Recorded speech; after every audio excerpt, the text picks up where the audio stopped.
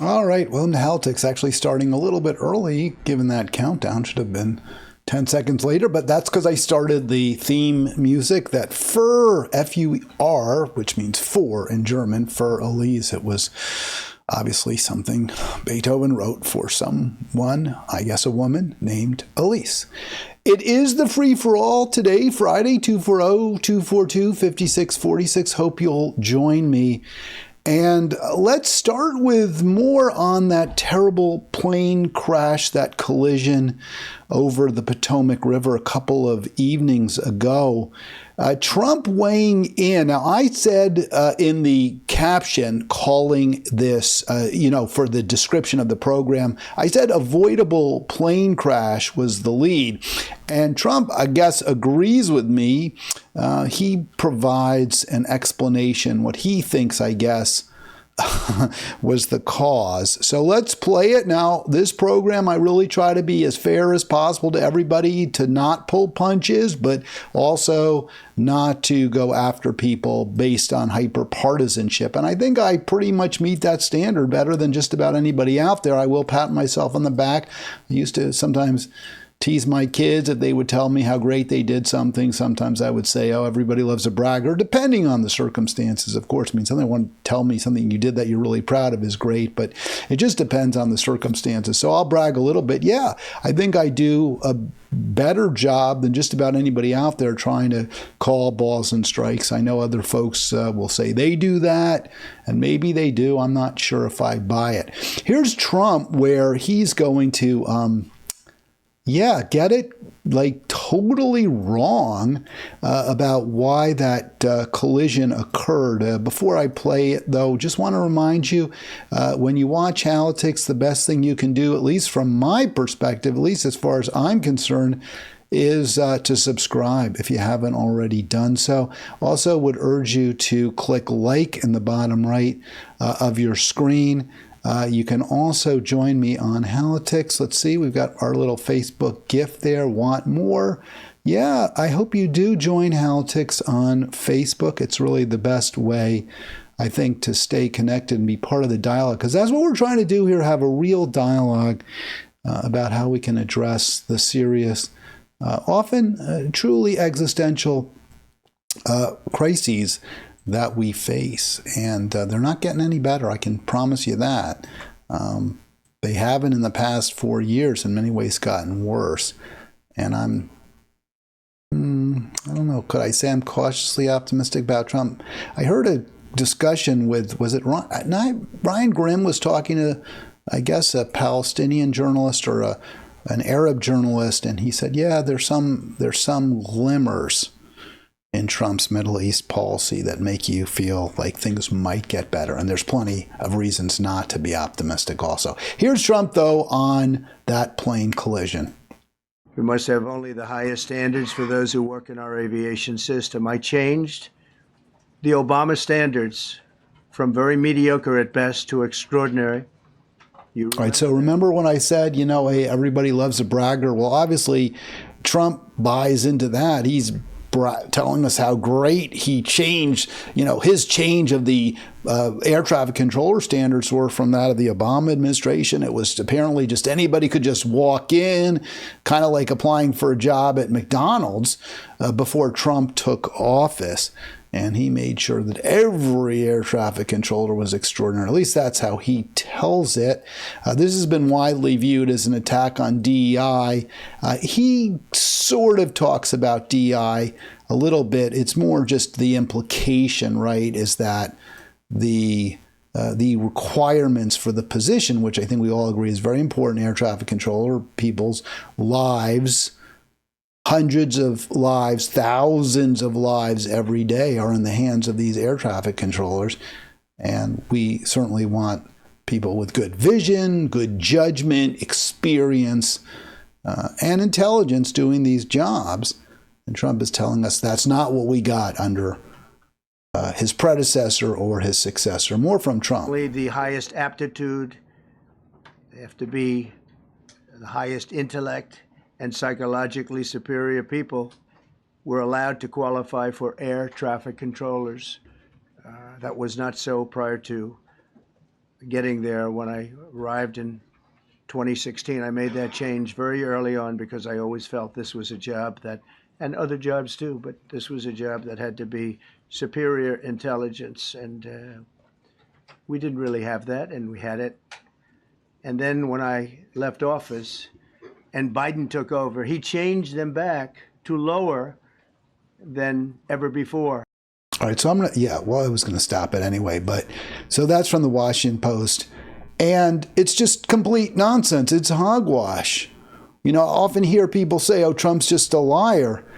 Or how do you know he's lying? Well, his lips are moving. I think that maybe is a little too strong, but that's just all a load of crap. I mean, I questioned even playing it because, they say, and it's true, if you broadcast a lie, even when you point out it's a lie, people believe it, right? That, you can say, well, I'm going to tell you something that isn't true, and then they'll believe it, even though you told them it's not true. Even if you can prove it's not true, people will still believe the lie. So you worry about it. But on the other hand, if I'm going to sit here and attack Trump for being dishonest, then I have to present to you the evidence that he's dishonest. And just quoting a newspaper article doesn't do it. You got to hear him say it, or the article could be false, right? And often they are. There's lots of criticism of Trump. I think I played some videos there. By the way, sorry about that. Yeah, trying to keep that. I don't know why it's doing that. It shouldn't have boosted that audio. But anyway, if you heard a double audio for a second, I'm not gonna edit that out because I caught it so quickly. In any event, there's been plenty of criticism of Trump that hasn't really been fair. And I pointed out where it isn't fair, where the media says things that he said or they misrepresent, they take words, specific words. I guess it was that whole discussion of Guantanamo Bay earlier this week, where the New York Times said he's going to put 30,000 migrants there. And then they put in quotes criminal immigrants or something. And the quotes almost made you think that it was like a falsity by Trump. Like he's just saying, oh, they're criminal, but they really aren't, according to the Times. But that wasn't Trump's gist at all. Trump's gist was, hey, there's some really bad, really dangerous people who come across into this country illegally, and they should be we need to warehouse them somewhere. And that, I don't agree with what his plan is. I think it's a bad plan, but it was clear the New York Times was doing their utmost to misrepresent what he actually said. So if I'm going to criticize what Trump says, I'm going to show you exactly what he says. And what he just said is false. He didn't change anything from Obama or Biden. And the standards to be an air traffic controller are fine. The problem isn't the standards. It's just not accurate. There's no reason to believe. I mean, maybe there's a problem with standards. I shouldn't say that with absolute certitude. But there's a much more obvious explanation, or there are two actual explanations that go together, two factors that together made that collision, that mid-air collision between the American Air Eagle flight and the helicopter, the military helicopter, really inevitable. This was going to happen. And it's not because of, I don't know, some posting on a website that said, yeah, we welcome folks with disabilities to apply. So according to CBS News, and I have zero reason to question their accuracy here, before, during, and after Trump's first term, when he said he improved the policies, the FAA had the exact same hiring procedures. They recruited, or at least they looked for folks who had certain disabilities. And there's a reason actually for that, because they wanted military people who had experience maybe in the Air Force, who might have been injured and were having trouble finding jobs. So they're like, okay, hey, we've got people who served in the military. They might have had an injury, a job-related injury. Maybe they were wounded, whatever. And they may be looking for a job. Well, we want them to know that this is a good spot for them, the FAA, which makes perfect sense. You're sitting up in that tower. You don't need to be physically active. You don't need to have a lot of strength. 240-242-5646 if you want to join me. It makes perfect sense, right, to recruit the people with disabilities who had served in the military, and that's what the FAA was trying to do. And if you found that there was maybe like someone who had visual impairment, well, I don't think they're going to be hired, because you need to be able to see really, really well. There was no change under Trump when it came to that policy. And in fact, one program that the FAA launched while Trump was president was looking for these, as I mentioned, veterans for careers in air traffic operations. By the way, it's a good idea. I mean, Trump deserves credit for that. He shouldn't be running away from it. He should be saying, hey, this is a good thing I did to help veterans who might have been injured in certain ways. According to the National Air Traffic Controllers Association head or chair, whatever the title is, he praised his people, his folks, and rightfully so. His point is, hey, these air traffic controllers, far from being less qualified or underqualified, as Trump claims, they do amazing work every day keeping us safe while we're in the air. And it's true. I mean, when you think of all the traffic, how many vehicles are in the skies, is it a surprise? Again, it's the only surprise is there aren't more collisions, more crashes, more deaths. The Washington Post gives you the explanation for that terrible, terrible collision. They make it very, very clear exactly what happened, why it happened, and it's something that Trump could do something about, but he won't. I would be shocked because it completely conflicts with his governing ideology. Quite simply put, they were understaffed. There were 2 controllers in the booth when there should have been 4. I mean, it's just that simple. You have 2 folks looking out into the skies at night where there's a lot of light pollution. There's all different sources. You have to be judging distances. You have to be judging altitude. That I know they have the radar and all that they use to judge where the flights are, but still you're looking at something that's 2-dimensional versus 3, and you have to put that together in your mind. Well, and there were, again, instead of the 4 on duty, there were only 2. So it's very, very worrisome, right? Very, very troubling that happened. And the Post goes on to explain that they reviewed this report. Yeah, as I mentioned, 2 folks handling the job of 4. There's supposed to be at least 4 through 9:30 p.m. The crash occurred at 8:50, the tragedy. They note, and this is something that I was thinking about when my wife was discussing this yesterday, you have 100 helicopters a day, over 100 helicopters a day, zipping around and underneath arriving and departing airline flights. There's military base, military airport as well in that area. This seems like insanity to me. You can't have those helicopters zipping around anywhere but above and below those planes. It just seems insane to me. But maybe there's no other option.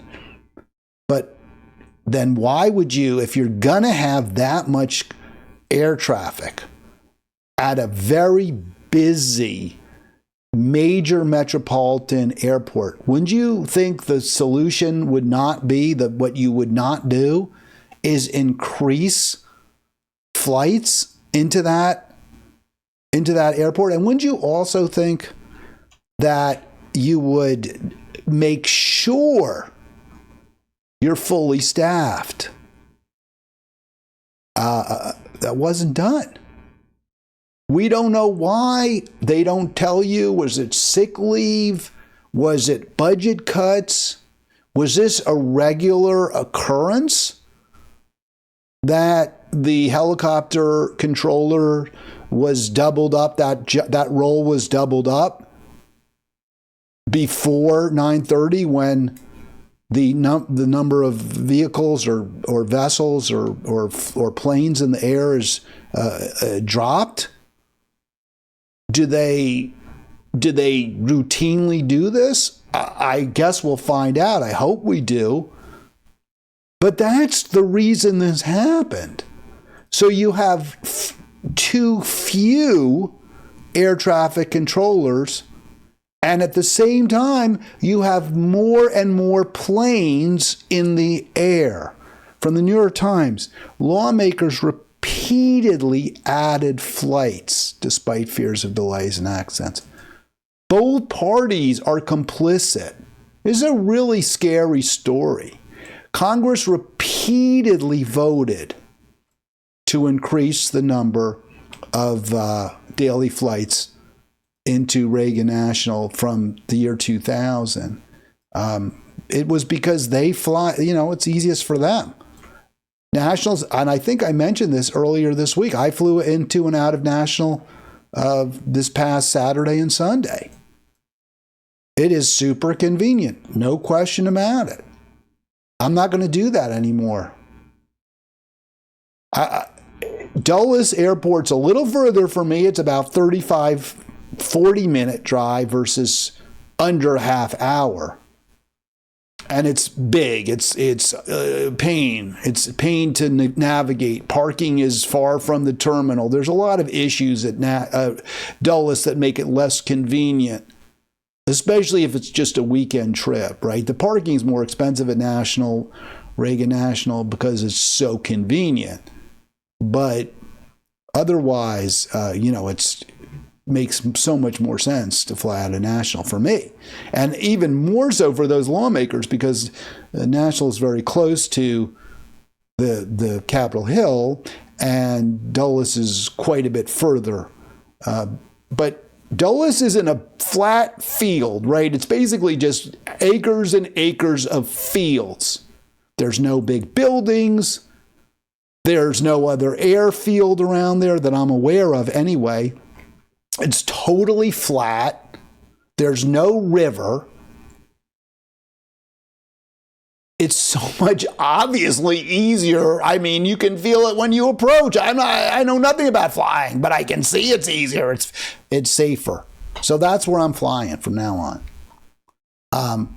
But Congress can continue to add on and add on. And in a world where there was justice, some sort of rough crew justice, then maybe there would have been some Congress members on that plane instead of skaters, ice skaters, folks who were visiting family in Kansas and others. There were some lawmakers who didn't vote to increase the number of flights. If you look at the actual votes, the New York Times gives it to you. It was totally bipartisan, 88-4 in the Senate, and then in the House, 387-26. So basically, virtually all the Democrats and all the Republicans are actually responsible for this crash. Because if you want to blame someone, blame the people who put more and more flights in the air. And also, did they adequately fund the FAA? I'm interested. I don't think the Department of Transportation oversees the FAA, but maybe they do. I think was Norman Mineta, they call it Norman Mineta Airport out in San Jose. He was, I believe, under HW, the Secretary of Transportation. Maybe it was under W. In any event, I'm not clear whether the Secretary of Transportation is responsible for that. But that would have been, so it would be, right? So Mineta was the Secretary of Transportation under W. I got that wrong, not HW. Should have known that. Buttigieg was the Secretary of Transportation under the most recent confirmed Secretary of Transportation. There's an acting one under Trump. So I would like to know, what did Buttigieg say about funding if he's responsible. He's made some statements critical of Trump, saying the whole idea that this is diversity, equity, and inclusion is to blame, is absurd, is poppycock. And he's right. He's totally right. But I'd like to know where he comes down on the question of staffing and funding. Was there enough money? Why wasn't there? Whose fault is it if there wasn't, sufficient backups to make sure you always had the requisite number of controllers in the tower? And I would note that Trump doesn't talk about any of that. Trump doesn't say we're going to find out if there was enough funding. We're going to find out. If somebody made a terrible blunder and told someone to go home because they had a cough and didn't make sure they had a backup. All right. I said not every lawmaker voted in favor of the expansion. The only lawmakers that I can find who voted against them, and this is according to the New York Times, I didn't do a deep dive. Okay, I'll be honest with you.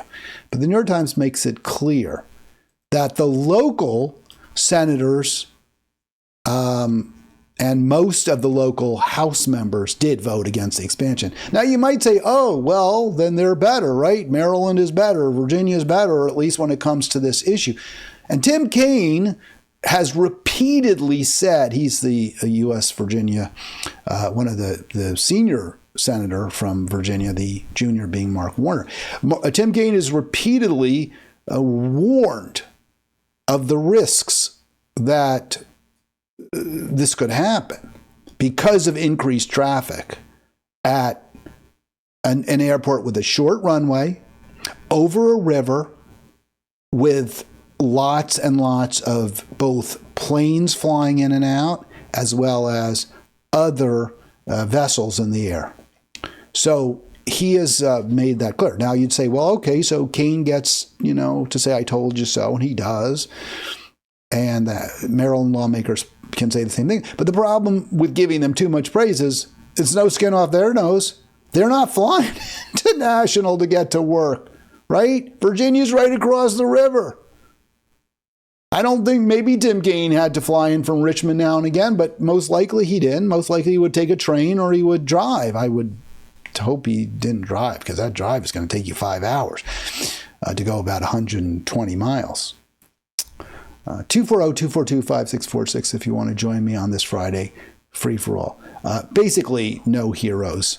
Trump taking the low road, trying to gin up his base and somehow say, oh, well, we shouldn't have been making it too easy for these disabled people to get jobs, right? We were giving a preference to incompetent, underqualified, disabled people rather than healthy, strong Americans who can do the job. That's his kind of the shtick he's trying to put out there. And it's just a load of crap. It's garbage. It's BS. And it makes it harder for us to address, or impossible, because the real problem is understaffing and too many planes in the air. And to address those problems would gore rich men's oxen, right? Because Congress, rich men, powerful men and women in Congress, they want more flights. They want to be able, I remember going over to National and filming Kirsten Sinema flying in from Arizona. At least in LaGuardia, which is another dangerous airport in New York, in Queens, they have a limit. You can't have a plane that flies more than 1,500 miles. You can't have a route more than 1,500 miles into LaGuardia. So that does keep the flights a little bit reduced in total number, and also the size of the planes. So there's that, which is an advantage because the bigger planes need a longer runway. So there is that at LaGuardia, which is still a dangerous airport, and there are crashes there, as I understand. But Sinema's flying in from Phoenix. That's 2,000 miles away if I did my math, something like that, 1,800 miles. It's over 1,500, I'm pretty sure. So that is just a bad airport. But if you want to make it easy on yourself, you don't want to have to figure out how to get into downtown from Dulles, well, you'll vote for many more flights into an overcrowded airport with limited runway space. It's terrible. We're not well served by Congress.